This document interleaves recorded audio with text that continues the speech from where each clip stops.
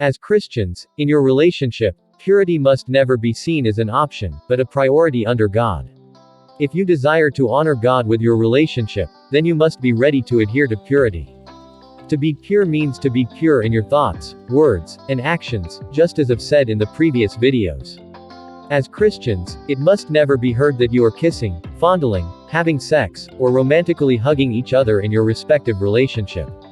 Yes, it must never be heard that you are picturing in your head on how to have sex or perhaps having sex with your partner, whom you are in a relationship with. How better are you than the unbelievers when you engage in all of these? You can't claim to be a true child of God when you still adopt the principles of the ungodly in your relationship. It doesn't work that way. This is why you are always advised not to start a relationship with an unbeliever just so your purity won't be tampered with. It's so unfortunate that our very brethren are among those practicing the opposite of purity in their respective relationships. How are you honoring God with your relationship? And let me quickly give you a few signs that show you are not observing purity in your relationship.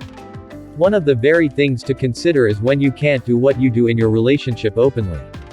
How many people are in secret relationships simply because of what they practice in those relationships? Even their parents, mentors, pastors, spiritual fathers or mothers, and other respected people in their lives don't know about them. In essence, any relationship that is kept secret is not pure. Any relationship where partners can't do openly what they do in their relationship is not pure. And all these kinds of relationships must be broken and called off. Another sign is when your relationship doesn't honor and glorify God. A thief knows within him that he is a thief, even if he denies that publicly. In essence, you will know within you if your relationship honors God. Is your relationship holy and pure before God? If yes, fine. If not, you need to reconsider your decision. However, I hope you know it's not the relationship that just becomes holy and pure. Absolutely. It's the individuals in a relationship that makes the relationship honorable to God. But when one or both parties are not genuine Christians, such a relationship cannot glorify God. Another sign is when the principles adopted in your relationship are not those of kingdom and godly principles. Thus, if you are adopting ungodly and common principles in your relationship, the purity of such a relationship is suspicious. Lastly, when there are no godly boundaries, the authenticity of purity in such a relationship is futile. As Christians, we can't afford to do what the unbelievers do in their relationships. That will never make us any better than they are. How pure is your relationship before God?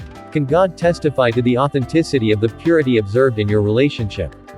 If not, then I dare you to keep purity intact in your relationship. Now, how do you know if your relationship is pure? If you are curious, then check our previous video, titled, How Pure is Your Relationship? There are sets of questions you and your partner will need to answer. And your sincere answers to those questions will be the yardstick to measure the level of purity observed in your relationship. I hope this video blesses you. And many thanks for watching, liking, commenting, and sharing. Importantly, if you find value from this video, don't hesitate to hit the subscribe button and the notification bell, in order to be notified of every one of our newly uploaded videos. See you in our next video. And remember, we love you.